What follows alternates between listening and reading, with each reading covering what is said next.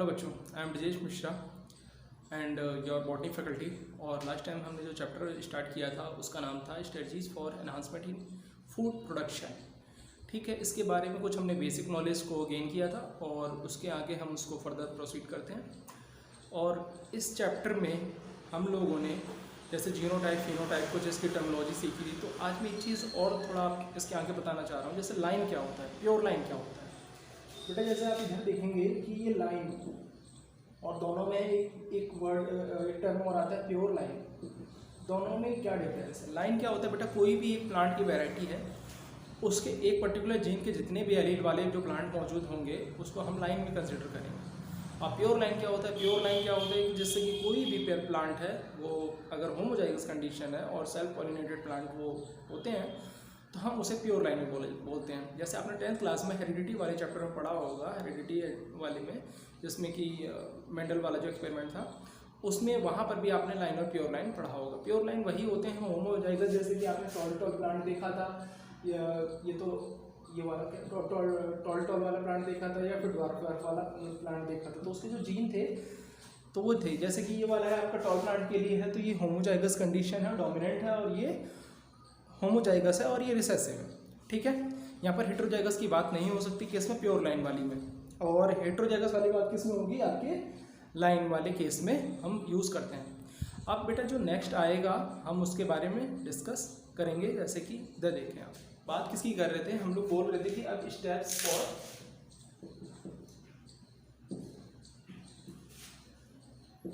Developing new varieties of plants। ठीक है, अब इसके केस में कुछ इसमें स्टेप्स आएंगे जो कि स्टेप्स इस तरह से हैं। सबसे पहले आपको क्या करना होगा? पहले उनको आपको कलेक्ट करना होगा। कलेक्शन ऑफ वेरिएबिलिटी और जर्मप्लाज्म, कलेक्शन ऑफ वेरिएबिलिटी और कलेक्शन ऑफ वेरिएबिलिटी और जर्म प्लाज्म। अब आप ही यहाँ पर ये देखिए कि जितने ज़्यादा आप अलग अलग डिफरेंट प्लांट के, जैसे एक ही जीन के जितने अलग अलग एलील हो सकते हैं, जैसे मिनिमम ये बोला जाता है और ये होता भी है कि एक जीन के मिनिमम कितने एलील हो सकते हैं? तो 2 हो सकते हैं, बिकॉज आप उसमें कंपैरिजन कर सकते हैं। ठीक है, लेकिन और मैक्सिमम उसके कितने भी हो सकते हैं, लेकिन मिनिमम कितने होंगे? उसके 2 होंगे। ठीक है, तो collection of variability of germplasm. और दूसरा बेटा जो सेकेंड स्टेप है उसमें आप देखेंगे कि जो evaluation and selection of parents की बात होगी। ठीक है, दूसरा कौन सा होगा step? Evaluation and selection of parents. ठीक है, पहले तो आपको क्या करना है कि डिफरेंट वैरायटी वाले आपको प्लांट कलेक्ट करने हैं। फिर उसमें आप क्या करेंगे कि ये देखेंगे कि कौन सा बेटर क्वालिटी का हो सकता है, किसकी यील्ड ज़्यादा अच्छी हो सकती है, किसी में कोई डिसीज़ तो नहीं है कोई, या फिर इन्फेक्टेड तो नहीं है। तो evaluation and selection of parents. ठीक है, अब थर्ड स्टेप बेटा क्या आता है? थर्ड स्टेप आप इधर देखिए,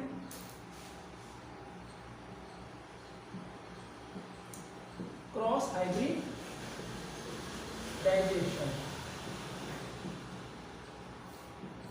इन प्लांट्स। अब बेटा क्रॉस हाइब्रिडाइजेशन क्या होता है? क्रॉस हाइब्रिडाइजेशन बेटा वो चीज़ होता है जिसमें कि हमने 2 प्लांट सेलेक्ट किए कोई से भी, जिसमें कि उसके अलग अलग एलील होंगे या फिर वो कहीं ना कहीं अपने फीचर्स में थोड़ा डिफरेंट होंगे और उनमें कुछ ना कुछ बेटर क्वालिटी होगी, उनको हम लेंगे। तो अब हम क्या करेंगे कि हम चाहते हैं कि 2 अलग अलग प्लांट्स की प्रॉपर्टी को हम एक में मर्ज करवा दें, तो उसके लिए हम करवाएंगे हाइब्रिडाइजेशन। तो क्रॉस हाइब्रिडाइजेशन बेटा वैसे तो आपको ये लग रहा है इतना ईजी है, लेकिन इतना आसान नहीं होता है, बहुत ज़्यादा टाइम टेकन होता है।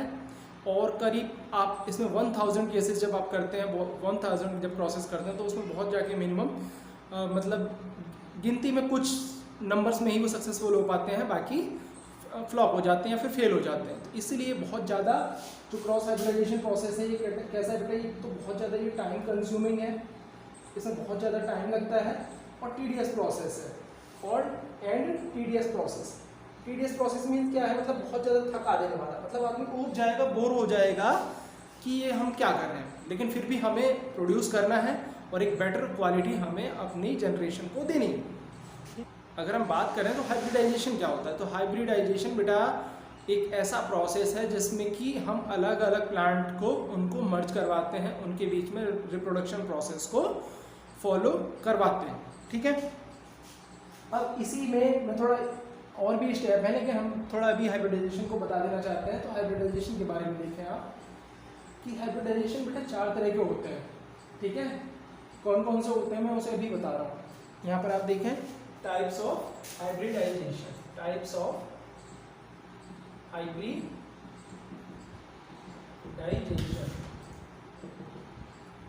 फर्स्ट होगा आपका इंट्रावेराइटल। फर्स्ट होगा बेटा आपका इंट्रावेराइटल।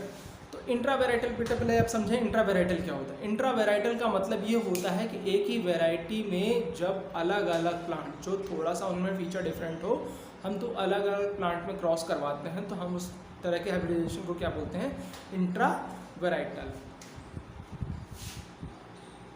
Crossing between two different plants in one variety। ठीक है बेटा, फर्स्ट होगा बेटा आपका इंट्रावेराइटल। सेकंड जो होगा मैं अभी यहाँ पर लिख के दिखाता हूँ आपको,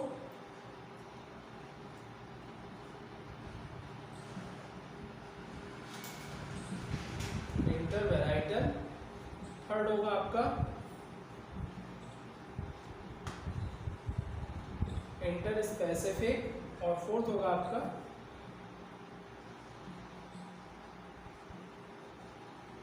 इंटर जेनेरिक। अब बेटा ये चीज देखें आप, इंटर और इंट्रा में पहले आप डिफरेंस समझें।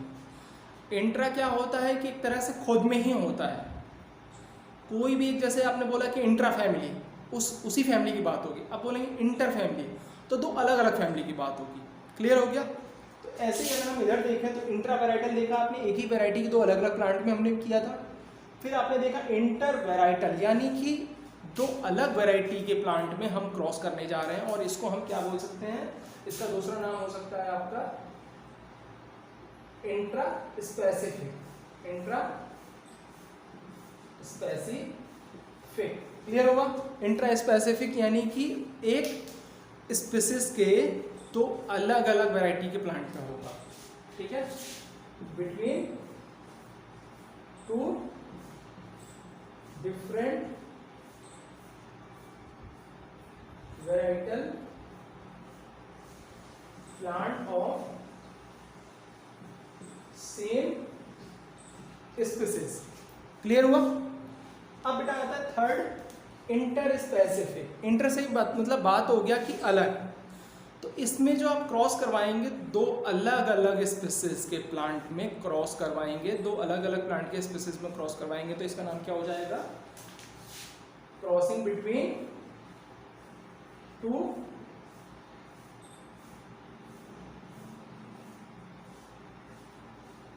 Different species.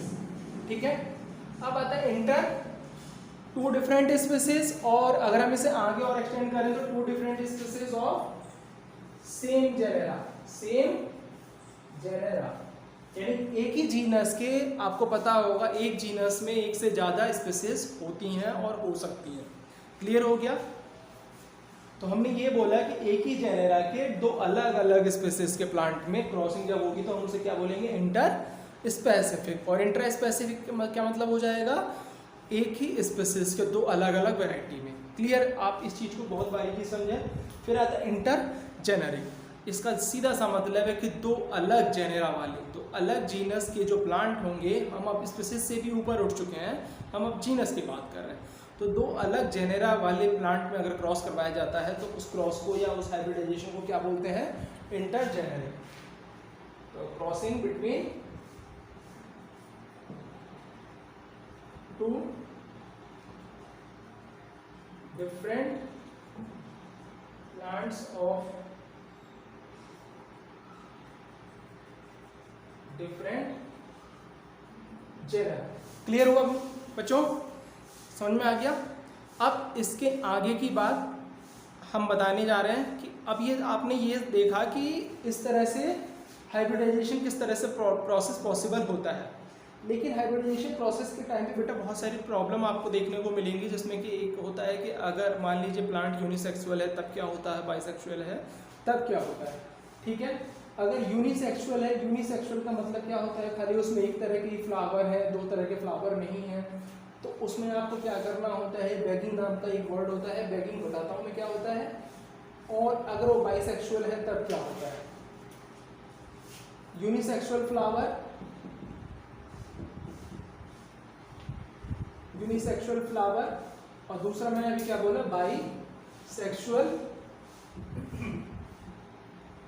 फ्लावर। ठीक है, अगर यूनिसेक्सुअल है यानी कि खाली अगर मेल है या फिर खाली फीमेल है, और यहाँ पर क्या है, बाइसेक्सुअल है, यानी क्या बोला बेटा, हम लोग यूनिसेक्सुअल फ्लावर और बाइसेक्सुअल फ्लावर की बात कर रहे हैं। अगर यूनिसेक्सुअल फ्लावर है तो आपको पता ही है कि एक प्लांट पर क्या होगा, खाली मेल फ्लावर होंगे, और दूसरे तरह के प्लांट पर क्या होगा, खाली फीमेल फ्लावर होंगे। लेकिन आपको इस चीज़ को ध्यान में रखते हुए कि क्या करना है, जैसे कि मान लीजिए आपका ये पॉट है, पॉट में या फिर जैसे मान लीजिए कहीं पर भी प्लांट है आपका, तो आपको इस तरह के फ्लावर पर क्या करना होगा, एक तरह से पॉलीथीन का बैग से उसको कवर करना होगा कि इसके जो स्टिग्मा है वो जब रिसेप्टिविटी उसकी गेन हो जाए तो किसी अलग वेराइटी या कोई अलग स्पेसिफिक या फिर अलग जेनेरिक किसी और प्लांट का पॉलन ग्रेन आके उसको क्या करके पॉलिनेशन प्रोसेस पॉसिबल ना करवा सके।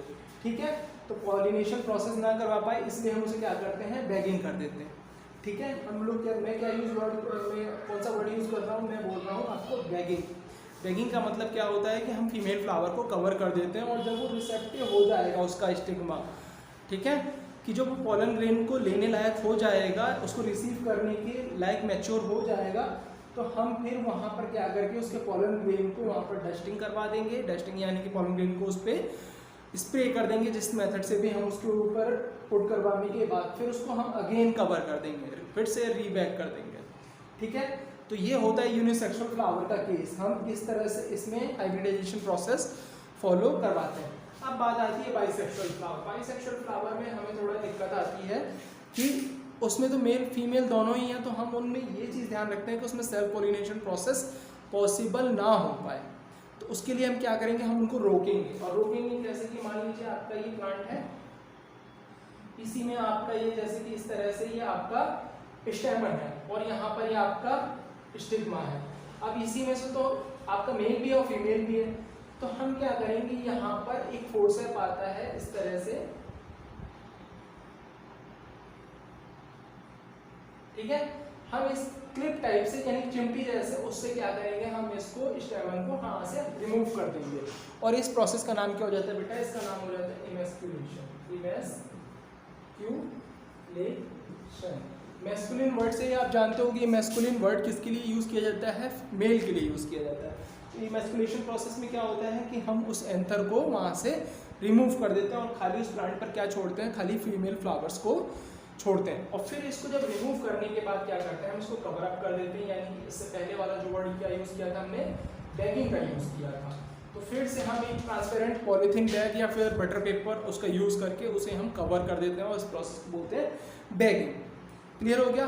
और जब हमें पॉलिनेशन करवाना होता है और जब इसका जो फीमेल पार्ट है यानी कि जो स्टिग्मा है अगर वो रिसेप्टिव हो जाता है यानी कि पॉलन ग्रेन को रिसीव करने लायक हो जाता है, तो फिर हम क्या करते हैं और उसमें पॉलिनेशन प्रोसेस फॉलो करवाते हैं, फिर से उसको रीबैक कर देते हैं।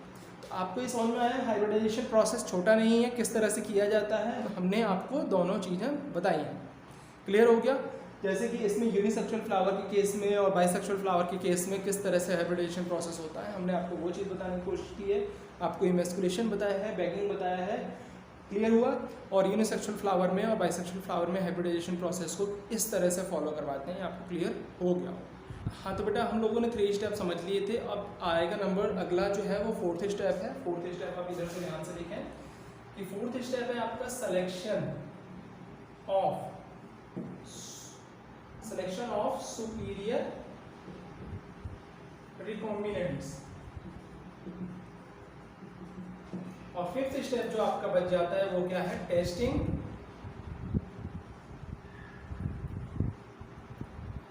evaluation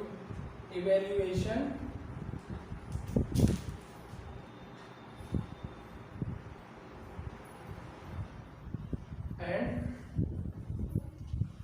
release of desirable plants. Testing evaluation and release of desirable plants. बेटा ये जो मैंने स्टेप लिखा है सिलेक्शन ऑफ सुपीरियर रिकॉम्बिनेंट्स, आपने ये देखा जो आपने हाइब्रिडाइजेशन प्रोसेस करवाया, मैंने बोला कि हाइब्रिडाइजेशन बहुत ही मतलब टाइम टेकन प्रोसेस है, इसमें इतना ज़्यादा हमें एफर्ट लगाना पड़ता है और उसके बाद भी जाके बहुत मिनिमम कुछ गिनती में जैसे कि 10-5 इस तरह के केसेस होते हैं जो कि सक्सेसफुल होते हैं, लेकिन 1000 आप करेंगे तो उसमें रेशियो इसका बहुत कम होता है। क्लियर हो गया? लेकिन उसके बावजूद भी अगर इस तरह से वो पॉसिबल हो जा रहे हैं तो फिर हम क्या करेंगे कि उसमें जो भी जैसे मान लीजिए जो भी हाइब्रिडाइजेशन प्रोसेस के थ्रू जो भी प्लांट हाइब्रिडाइज हो चुका है तो उसमें जो भी सबसे सुपीरियर क्वालिटी होगी यानी जो बेस्ट क्वालिटी होगी जिसमें कि उसके फीचर जैसे कि मान लीजिए किसी की प्लांट की हमें हाइट छोटी करनी है और ग्रेन का साइज़ बड़ा करना है, ठीक है, क्योंकि प्लांट की हाइट बड़ी करने से क्या होगा कि वो सॉइल से न्यूट्रिशन तो ज़्यादा ले लेगा, लेकिन जो ग्रेन का साइज़ है बहुतों में क्या होता है कि मान लीजिए वो छोटा होता है तो वेस्ट होगा ना, क्योंकि वो भूसे में कन्वर्ट हो जाएगा, यानी कि वो जो आपका जो भी होगा वो वेस्ट में निकल जाएगा, जिसे आप बोलते हैं पोस्ट हार्वेस्ट लॉस बोलते हैं जिसे। क्लियर है? तो लेकिन हम क्या कह रहे हैं कि हम ये चाहते हैं कि हमारा प्लांट का हाइट तो छोटा हो जाए, यानी कि जो उसमें पोस्ट हार्वेस्ट लॉस है यानी कि जो सॉइल से न्यूट्रिशन है वो कम ले, लेकिन जो हमारा मेन जो चीज़ है हमारे लिए क्या चीज़ है, यील्ड उसका यानी कि जो ग्रेन साइज़ है वो ज़्यादा बड़ा होना चाहिए। तो वो बड़ा हो जाए तो उसके बाद जो हाइब्रिडाइज प्लांट होगा उसे हम जैसे कि जब हम उसे ग्रो करते हैं और अगर वो सक्सेसफुल हो जाता है तो उसमें जो सबसे बेस्ट क्वालिटी होगी हम उसको सेलेक्ट करेंगे ताकि हम उसका फिर कमर्शियलाइजेशन कर सकें। जैसे मान लीजिए वो 10 पीस जैसे आपने 100 पीस पे हाइब्रिडाइज करवाया है 100 प्लांट पे, उसमें से मान लीजिए 10 प्लांट्स हैं जो कि सबसे सही है, मतलब वो सक्सेसफुल हो गए, और उसमें से भी 5 प्लांट्स ऐसे हैं जो कि एकदम सुपीरियर क्वालिटी हैं यानी बेस्ट क्वालिटी हैं, तो आप उनको सेलेक्ट कर लेंगे। फिर क्या आप क्या करेंगे, उनका कमर्शियलाइजेशन करेंगे और आएगा फिर नेक्स्ट जो स्टेप आएगा वो होगा टेस्टिंग। टेस्टिंग के लिए बेटा कुछ हमारी गवर्नमेंट जो ऑर्गेनाइजेशन है वो इसमें हेल्प करती हैं, जैसे कि आपका आता है ICAR, Indian council of agricultural research, ICAR। फिर दूसरा आता है नेशनल सीड कॉरपोरेशन, उसको सर्टिफाइड करेगा कि हाँ ये सही है, हम इसे कमर्शलाइज कर सकते हैं और मार्केट में निकाल सकते हैं, रिलीज कर सकते हैं। यानी हाँ, तो बेटा हम लोग बात कर रहे थे कि testing, evaluation and release of desirable plants. बेटा उसको रिलीज़ करने से पहले, कमर्शलाइज करने से पहले उसकी टेस्टिंग होती है, उसकी जांच होती है, अच्छे से उसको एवेल्युएट किया जाता है। एवेल्युएट करने के बाद फिर उसका रिलीज़ करते हैं और फिर उसको हम क्या करते हैं, फिर उसको हम फर्दर कमर्शियलाइज करते हैं। क्या करते हैं? कमर्शियलाइज करते हैं। ठीक है, कमर्शियलाइज का मतलब क्या होता है कि फिर हम उसे बड़े लेवल पर ग्रो करेंगे ताकि हम सबको फिर उसका बेनिफिट मिल सके। जैसे कि क्या होता है कि आपने जो कोई भी प्लांट अगर ग्रो करा है हाइब्रिडाइजेशन प्रोसेस के थ्रू, तो फिर उसको कौन टेस्ट करता है? वो है Indian council of agricultural research, ICAR। ठीक है, उस प्लांट से यानी कि जो डिजायरेबल आपकी जो प्रॉपर्टी वाला जो प्लांट है उससे जो सीड प्रोड्यूस हो रहे हैं, तो उस सीड की भी जांच कौन करेगा, टेस्ट कौन करेगा? उसके लिए एक एजेंसी है, मतलब कि एक हमारा ऑर्गेनाइजेशन है जिसको हम बोलते हैं नेशनल सीड कॉरपोरेशन। क्लियर हुआ? तो यहाँ तक आपको ये पूरे 5 स्टेप समझ में आ गए होंगे कि ये पूरे के पूरे 5 स्टेप किस तरह से काम करते हैं। कि पहले वाला क्या था, पहले हम कलेक्शन करते हैं वेरिएबिलिटी का। दूसरा फिर क्या करते हैं, हम सिलेक्शन और फिर इवेल्युएशन करते हैं पेरेंट्स का कौन सा बेटर रहेगा। फिर हम क्या करते हैं, हम हाइब्रिडाइजेशन प्रोसेस को फॉलो करवा रहे हैं। 4th स्टेप क्या होता है आपका, 4th स्टेप में हम फिर सिलेक्शन ऑफ सुपीरियर रिकॉम्बिनेंट्स को देखते हैं। सुपीरियर रिकॉम्बिनेंट यानी कि जो बेस्ट क्वालिटी है उसको फिर हम सेलेक्ट करते हैं। और 5th स्टेप जो आपका आता है, 5th स्टेप में आपको ये चीज़ ध्यान रखनी होती है कि उसको अच्छे से इवेल्युएट किया जाए, उसमें जो भी आप प्रॉपर्टी चाहते हैं वो आ पाया है या नहीं आ पाया है, उस चीज़ को ध्यान में रखते हुए, और फिर जब वो पूरी तरह से इवेल्युएट हो चुका होगा तो फिर उसको रिलीज़ किया जाएगा और फिर उसका फर्दर कमर्शियलाइजेशन किया जाता है, यानी कमर्शियलाइज किया जाता है उस एक न्यू कल्टीवर का। यहाँ तक समझ में आया बेटा? हाँ, तो बेटा जो अब नेक्स्ट टॉपिक होगा हमारा वो होगा ग्रीन रिवॉल्यूशन पे। कि ग्रीन रिवॉल्यूशन क्या था आखिर? ग्रीन रिवॉल्यूशन बेटा एक तरह से वो क्रांति थी जिसमें कि पूरी इस ग्रोइंग पॉपुलेशन के लिए सबको फूड प्रोवाइड करने के लिए एक स्टेप उठाया गया था कि किस तरह से हम अपने फूड को, यानी कि जो हमारी जो प्लांट्स हैं उनको किस तरह से हमें इस लायक बनाएं कि वो सबके लिए खाना यानी कि फूड और ग्रेन्स प्रोवाइड करा सकें।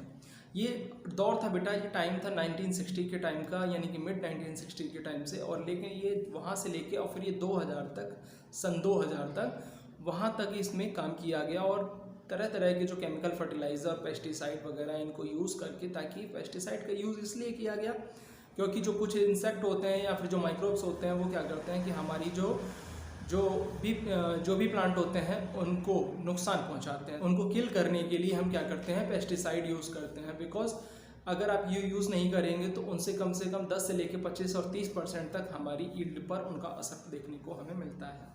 ठीक है, तो इस चीज़ को ध्यान में रखते हुए फिर जब इस तरह के जब कदम उठाए गए, स्टेप्स उठाए गए, तो फिर हमारे जो ईल्ड है, मतलब जो पर ईयर जो भी हमारा जो प्रोडक्शन होना था वो धीरे धीरे बहुत बढ़ता चला गया।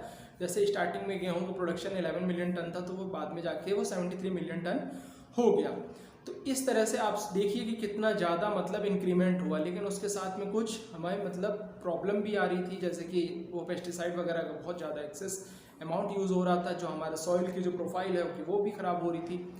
तो इस चीज़ को ध्यान में रखते हुए हमने इसमें कुछ आगे भी कदम उठाए, जैसे कि हमने आपको बताया कि हम प्लांट को ही प्रोड्यूस करेंगे ताकि पेस्टिसाइड का हमें जो डिपेंडेंसी है उनकी वो यूज़ करने की हमारी कम हो जाए और धीरे धीरे कम होती चली जाए।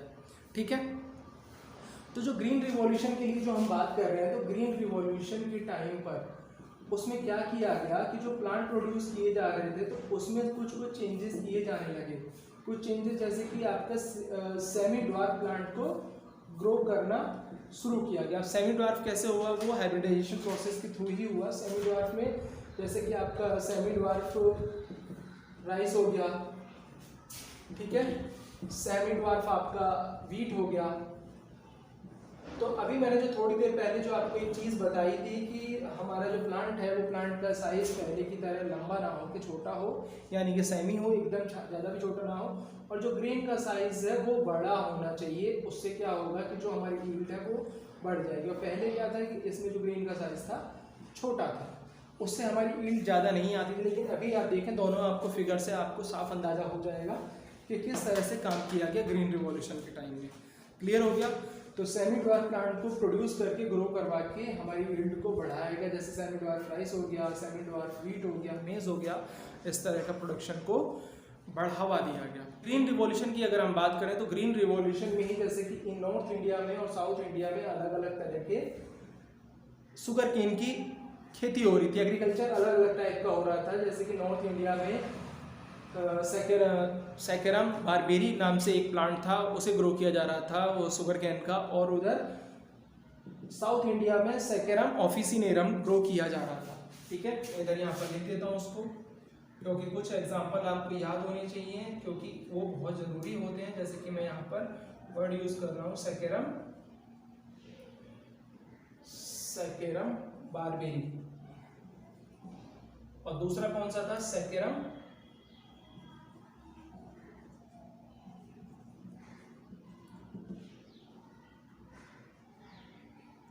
ऑफिसिनेरम। हाँ, तो बेटा मैंने अभी आपको बताया कि जो गन्ने की खेती हो रही थी, शुगर कैन की खेती, तो शुगर कैन में जैसे कि उसका जो जीनस होता है सैकेरम होता है और स्पीसीज चेंज होती रहती है। जैसे वहाँ पर बारबेरी है नॉर्थ इंडिया में और साउथ इंडिया में ऑफिसिनेरम। तो हम ये बोल रहे थे कि नॉर्थ इंडिया का जैसा क्लाइमेट होता है, एग्रो क्लाइमेटिक जैसे आप बोल सकते हैं, या फिर जो टेम्परेचर वाला जो भी चीज़ें हैं, तो यहाँ पर ह्यूमिडिटी का भी बहुत बड़ा रोल प्ले होता है। क्लियर है? तो जो सैकेरम बारबेरी था, इनका प्लांट का जो स्टेम का साइज़ था, यानी कि जो उनकी जो थिकनेस थी वो थिक ना हो के वो थिन था। और यहाँ पर जो सैकेरम ऑफिसिनेरम था, इसमें जो स्टेम का साइज़ था, जैसे कि यहाँ पर नॉर्थ इंडिया में अगर ये थिन टाइप का था, तो वहाँ पर साउथ इंडिया में थिक शुगर कैन होते थे। और यहाँ पर लो शुगर कंटेंट होता था नॉर्थ इंडिया वाले शुगर कैन में, और साउथ इंडिया वाले शुगर कैन में हाई शुगर कंटेंट मौजूद होता था, हाई शुगर कंटेंट। ठीक है बेटा, और यहाँ पर लो होता था। तो इन दोनों को क्रॉस करवा के फिर ग्रीन रिवॉल्यूशन के तहत ही फिर हमने इसकी जो प्रोडक्शन है उसमें भी बहुत एक अच्छा खासा इम्प्रूवमेंट किया। ग्रीन रिवॉल्यूशन का जो दौर था 1960 से लेके 2000 के बीच में।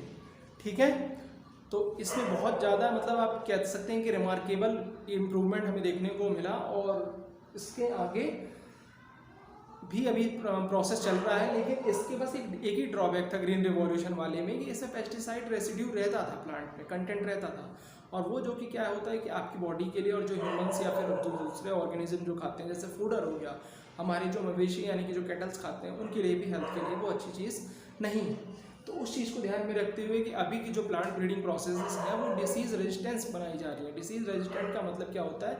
रेजिस्टेंट ऐसा कि जो कि उसमें बीमारी ना होने दे, और यही जो प्रोसेस हो जाता है उसको हम क्या बोलते हैं? रेजिस्टेंस बोल देते हैं। क्लियर हो गया? तो नेक्स्ट टॉपिक, हाँ तो बेटा जो नेक्स्ट टॉपिक है हमारा, उस पर हम लोग डिस्कस करेंगे plant breeding for disease resistance. ठीक है,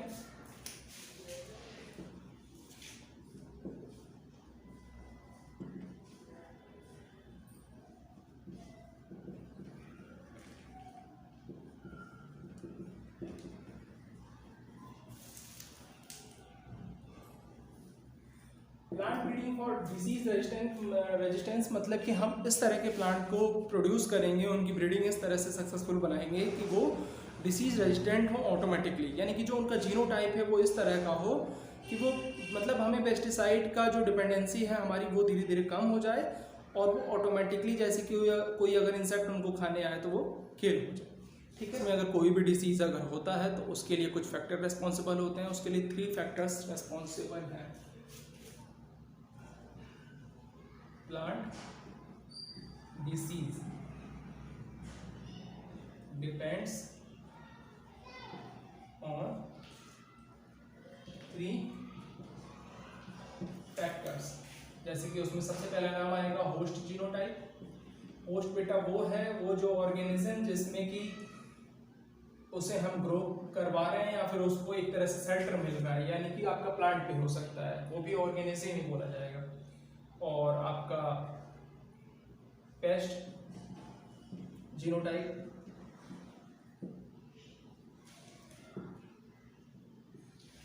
और थर्ड है आपका एनवायरनमेंट। ये तीनों फैक्टर्स प्लांट में डिसीज कॉज करने के लिए रेस्पॉन्सिबल होते हैं। देखिए, होस्ट जीनोटाइप का ये मतलब है कि हम उसके जो जीन्स हैं यानी कि जो उसका जो जीनोम है उसमें इस तरह का मॉडिफिकेशन कर दें जेनेटिक इंजीनियरिंग के थ्रू या फिर म्यूटेशन के थ्रू, या जिस तरह से भी हम उस प्लांट को ब्रीड करवाने के लिए इस तरह से उसे कैपेबल बना दें कि उसका जीनोम उस दूसरे जो पैथोजन है जो उस पर अटैक करेगा उसको किल करने में ये रेजिस्टेंस गेन कर ले। ठीक है, यानी कि ये प्लांट कैसा बन जाएगा, उसके लिए रेजिस्टेंट हो जाएगा, और ये जो प्रोसेस होगी वो कैसी हो जाएगी? रेजिस्टेंस हो जाएगी। रेजिस्टेंस गेन कर लेगा उस स्पेसिफिक पेस्ट के लिए यानी पैथोजन के लिए। फिर आता है पेस्ट जीनोटाइप। हम पेस्ट जीनोटाइप का बेटा हम कुछ ज़्यादा नहीं कर सकते हैं, ज़्यादा से ज़्यादा हम क्या कर सकते हैं कि थोड़ा सा हम उसमें मॉडिफाई करवा के उसका जो जीन है उसको हम अपने लायक उसको बना लें, जैसे कि आपने एग्रोबैक्टीरियम वाला देखा था, और दूसरे जो हम रियो वायरस वगैरह को यूज़ करते हैं। क्लियर हो गया? तो पेस्ट जीनोटाइप का भी मेन रोल होता है। पेस्ट जीनोटाइप में दिक्कत ये भी आती है कि इनमें बहुत जल्दी फ्रिक्वेंटली चेंज होता रहता है। सपोज दैट अगर इसका आरएनए जीनोम होगा, आरएनए जीनोम होने से क्या होता है? आरएनए जीनोम से क्या दिक्कत होती है कि आरएनए बहुत जल्दी नेचर में अपने जो फंक्शनल ग्रुप को ऐड कर करके चेंज होता रहता है in comparison to DNA genome based वाले जो ऑर्गेनिज्म। ठीक है, अब आता है थर्ड जो आता है एनवायरनमेंट। एनवायरनमेंट का फैक्टर बहुत आपने देखा होगा कि जैसे कि अगर घर में अगर जैसे आपकी ह्यूमिडिटी ज़्यादा हो गई है, यानी कि मतलब बारिश के मौसम में क्या होता है कि फ्लाई वगैरह ज़्यादा ग्रो करना शुरू कर देती है। इसका क्या मतलब? ये एनवायरनमेंट का भी रोल प्ले होता है।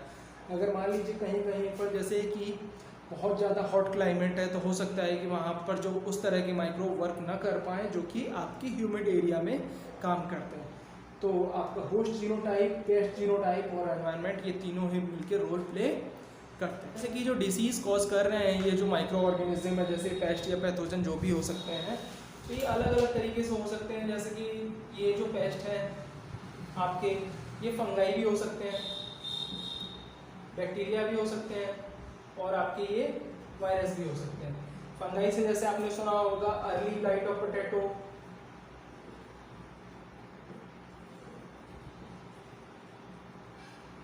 ऐसे जैसे होता है टोबैको, मोज़ेक, वायरस डिसीज जो होता है टर्निप, मोज़ेक वायरस। ठीक है, तो इस तरह की जो कुछ डिसीजेज होते हैं वो हमें प्लांट्स में देखने को मिलती हैं। प्लांट तो इसीलिए हमें प्लांट ब्रीडिंग में इनको क्या करना होता है, इनको पेस्ट रेजिस्टेंट प्लांट ग्रो करना हमारा मेन मोटिव हो जाता है। बेटा नेक्स्ट जो अब हमारा टॉपिक होने जा रहा है वो ये है कि जो हम प्लांट को ब्रीड करने जा रहे हैं, जो उनको हम ग्रो करवाएंगे तो उनको हम डिसीज़ रेजिस्टेंट बनाएंगे। और डिसीज़ रेजिस्टेंट बनाने में क्या होता है कि कौन कौन से मेथड को हम यूज़ करने जा रहे हैं, हम उसके बारे में देखेंगे। ठीक है, तो methods of breeding for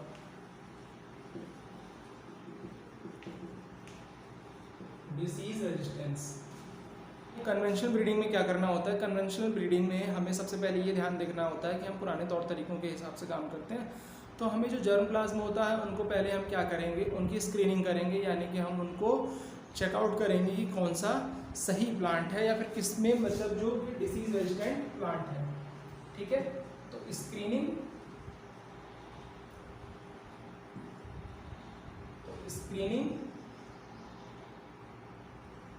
of germ plasm, यानी कि जो डिफरेंट प्लांट हैं यानी कि जो डिसीज रेजिस्टेंट हैं हम उनको क्या करेंगे, स्क्रीन करेंगे और हो सकता है हम उनको सेलेक्ट करके फिर उनको कलेक्ट करेंगे। ये चीज़ें आती हैं। अब सेकेंड स्टेप है बेटा, हम उसमें क्या करेंगे, स्क्रीन करने के बाद फिर सिलेक्शन ऑफ डिजायर्ड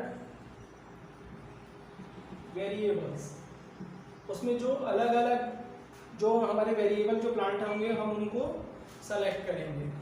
थर्ड आपका बेटा यानी कि जो सी स्टेप है वो आपका थर्ड स्टेप क्या होगा, फिर होगा आपका हाइब्रिडाइजेशन। हाइब्रिडाइजेशन करवाएंगे हम, उनमें क्रॉस करवा के देखेंगे, क्रॉस करवाने के बाद किस तरह से वो कौन सा सक्सेसफुली ग्रो हो पा रहा है और कौन सा नहीं हो पा रहा है। तो जो आपका फोर्थ स्टेप होगा, फिर उसके बाद जो आता है आपका evaluation, testing and then release of cultivars. ठीक है, कल्टीवर क्या होता है, आपने जो भी इस प्लांट को ग्रो किया है यानी कि जो अलग अलग तरह से जो प्लांट हैं आपने उनको जो निकाला, उनको क्रॉस करवा के फिर उनको कल्टीवेट किया है, तो वही जो प्लांट होंगे हम उनको क्या बोलेंगे, कल्टीवर बोलेंगे। क्लियर हुआ? तो आपने सबसे पहले क्या किया, जो डिफरेंट वैरायटी वाले प्लांट हैं जो भी जिसको आप ब्रीड करवाना चाह रहे हैं, तो उनकी जो प्रॉपर्टी अपने हिसाब से देखना चाह रहे हैं किसी एक प्लांट पे, तो उसके लिए आप क्या करेंगे, उनकी स्क्रीनिंग करेंगे कि कौन से जो डिसीज रेजिस्टेंट प्लांट हैं उनको आप निकालेंगे। फिर आप क्या करेंगे, जो सेकंड स्टेप है आपका सिलेक्शन ऑफ डिजायर्ड वेरिएबल्स। ठीक है, कि आपके कौन कौन से जो है प्लांट में जो भी आपके जो चेंजेस आप देखना चाहते हैं कि आप उनको फिर आप सेलेक्ट करेंगे। फिर जो थर्ड स्टेप है आपका हाइब्रिडाइजेशन प्रोसेस करेंगे। हाइब्रिडाइजेशन प्रोसेस अगर सक्सेसफुल हो जाता है तो फिर आपका जो नेक्स्ट स्टेप होगा वो होगा इवेल्युएशन का, टेस्टिंग का। फिर आप उसमें से ये चेक करेंगे कि किसमें वो आपकी प्रॉपर्टी जो आप चाहते थे वो आई है या नहीं आई है। अगर वो आ जाती है तो फिर उसको फिर आप फाइनली क्या करेंगे, फिर आप उस कल्टीवर को रिलीज करेंगे। तो ये तो हो गया बेटा आपका कन्वेंशनल ब्रीडिंग। अब दूसरा जो है आपका जो मेथड है जो कि आप डिसीज रेजिस्टेंट प्लांट को ग्रो करना चाहते हैं, आपका दूसरा म्यूटेशनल ब्रीडिंग। अभी आपने कन्वेंशनल ब्रीडिंग पढ़ा था, अब आप देखेंगे म्यूटेशनल ब्रीडिंग। ठीक है, तो म्यूटेशनल ब्रीडिंग में क्या होता है कि हम प्लांट में कुछ म्यूटेशन करवाते हैं और कुछ क्या होता है खुद से भी हो जाता है। एक बेटा कौन सा होता है, स्पॉन्टेनियस म्यूटेशन।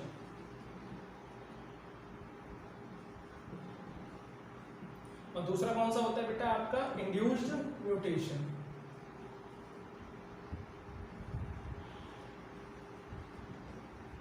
एक होता है आपका स्पॉन्टेनियस म्यूटेशन और दूसरा कौन सा होता है, इंड्यूस्ड म्यूटेशन। हम म्यूटेशन ब्रीडिंग की जब अगर बात करते हैं तो इन दो तरीके से म्यूटेशन होता है प्लांट में, और वो हमारे बेटर के लिए भी हो सकता है और नुकसान भी दे सकता है। स्पॉन्टेनियस म्यूटेशन का क्या मतलब होता है बेटा, इसमें आपका कोई भी रोल नहीं होता, ये खुद से हो जाता है और बहुत ज़्यादा मतलब ये ज़्यादा एक लंबा टाइम लेता है और बहुत स्लो रेट से होता है। नेचर में आप देखें म्यूटेशन प्रोसेस जो भी किसी भी ऑर्गेनिज्म के अंदर में जो जीन है वो कुछ ना कुछ चेंज होते रहते हैं लगातार, लेकिन उसमें स्लो रेट है या हाई रेट है वो मैटर करती है।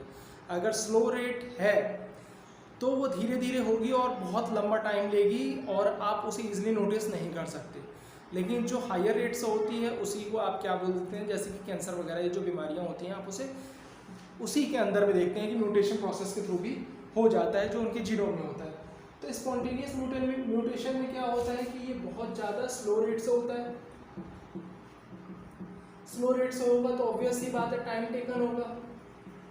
ऐसी बात नहीं है कि म्यूटेशन नहीं होता, खुद से भी हो सकता है, लेकिन वो क्या होगा बहुत स्लो रेट से होगा और टाइम टेकन होगा।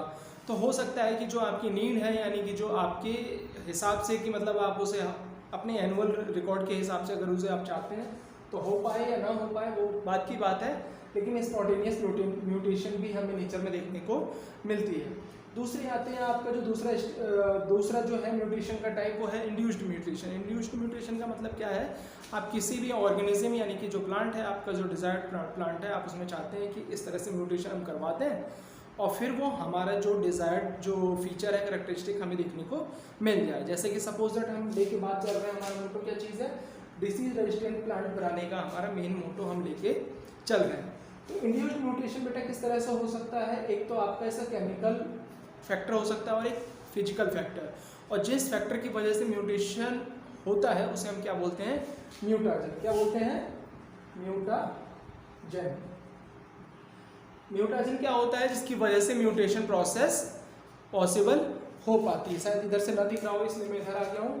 म्यूटाजन क्या होता है, इसकी वजह से म्यूटेशन प्रोसेस पॉसिबल होती है। तो इंड्यूस्ड म्यूटेशन किस तरह से करवाया जा सकता है, वो हो सकता है आपका फिजिकल कंपोनेंट्स को यूज करके, और दूसरा है आपका केमिकल कंपोनेंट्स, या फिर आप इसे बोल सकते हैं फैक्टर, ठीक है, या फिर केमिकल म्यूटाजन, केमिकल कंपोनेंट बोले या फिर आप इसे केमिकल म्यूटाजन की बात करें। तो फिजिकल कंपोनेंट में आपके आ जाते हैं डिफरेंट टाइप की जो रेज होती हैं, जैसे कि आपके एक्स रेज हो गया, गामा रेज हो गया, यूवी रेज हो गया, ये सब आपका बेटा क्या है, फिजिकल म्यूटाजन है, और ये यानी कि आपका म्यूटेशन प्रोसेस को सक्सेसफुल बनाने में कारगर होते हैं। ठीक है, मैं इसकी बात कर रहा था, ये फिजिकल का है। और केमिकल कंपोनेंट्स में आपके आते हैं जैसे कि सोडियम एजाइड। तो कुछ केमिकल को भी यूज करके हम क्या कर सकते हैं कि म्यूटेशन प्रोसेस को सक्सेसफुल कर सकते हैं।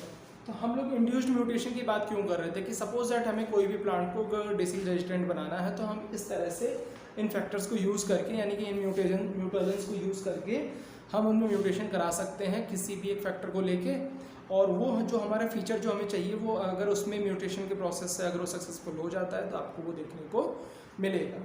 ठीक है, तो आपने दो मेथड देखे, अब थर्ड मेथड आप देखें। हाँ, तो बेटा अभी आपने दो मेथड देखे, अब आप देखेंगे third method, selection amongst soma-clonal variants. हाँ, तो सोमा क्लोनल वेरिएंट्स बेटा क्या होता है, हम उसका सिलेक्शन करेंगे। तो एक तरह से वेरिएंट का मतलब ही आपको पता हो गया होगा कि चेंजेस होते हैं। तो जो जेनेटिक वेरिएशन होते हैं ना बेटा, जेनेटिक वेरिएशन हमें जो देखने को मिलते हैं इन टिश्यू कल्चर, वो क्या कहलाते हैं बेटा, genetic variation in tissue culture are called somaclonal variation. ठीक है, सोमा क्लोनल वेरिएशन। लेकिन सोमा क्लोनल वेरिएशन क्या होता है, तो जो टिश्यू कल्चर आप जानते होंगे जैसे कि प्लांट के मेरिस्टेम को यूज करके न्यूट्रिएंट मीडिया में हम उनको ग्रो करवाते हैं।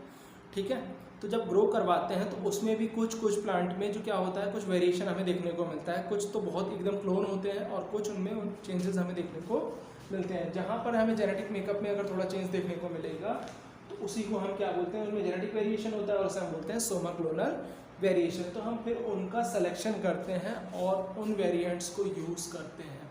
ठीक है, अगर वो हमारे डिसीज रेजिस्टेंट प्लांट को ग्रो करने में हमारी हेल्प कर सकते हैं, तो ये हमारे लिए थर्ड मेथड का भी एक काम करता है, हम इस मेथड का भी यूज़ करते हैं। अब नेक्स्ट मेथड है बेटा जेनेटिक इंजीनियरिंग, यानी कि फोर्थ मेथड।